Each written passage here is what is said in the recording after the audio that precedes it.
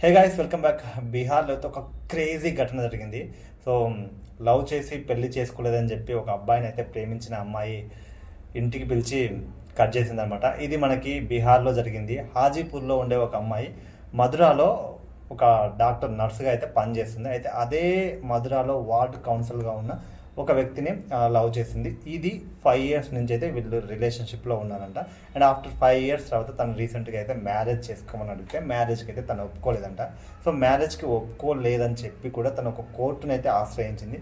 కోర్టుని ఆశ్రయించినప్పటికీ కూడా తన పెళ్ళికి అయితే నిరాకరించిండు. సో చాలాసార్లు అడిగి అడిగి విరక్తి చెంది ఒక మనస్తాపానికి గురై ఏం చేయాలో అర్థం కాక మనోన్ని అయితే ఇంటికి పిలిచి కట్ చేసిందనమాట. సో ఈ ఘటన రీసెంట్గా అయితే బయటకు వచ్చింది. అయితే ఇంకొక విషయం ఏంటంటే తన ఆల్రెడీ ఒక నర్స్ డాక్టర్ కాబట్టి ఈ పని తనకు కొంచెం ఈజీగా కూడా అయిపోయిందనమాట.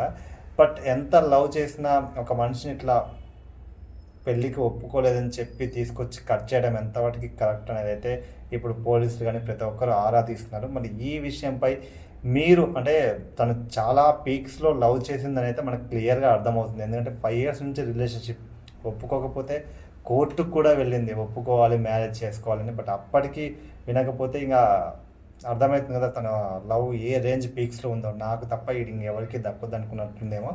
మొత్తానికైతే పిలిచి కట్ చేసిందన్నమాట. సో ఇది ఇప్పుడు చాలా హాట్ టాపిక్ అయితే మారింది. మరి ఈ ఘటనపై మీరు ఎలా స్పందిస్తారు? అంటే ఎంతవరకు ఇది కరెక్టా కాదా?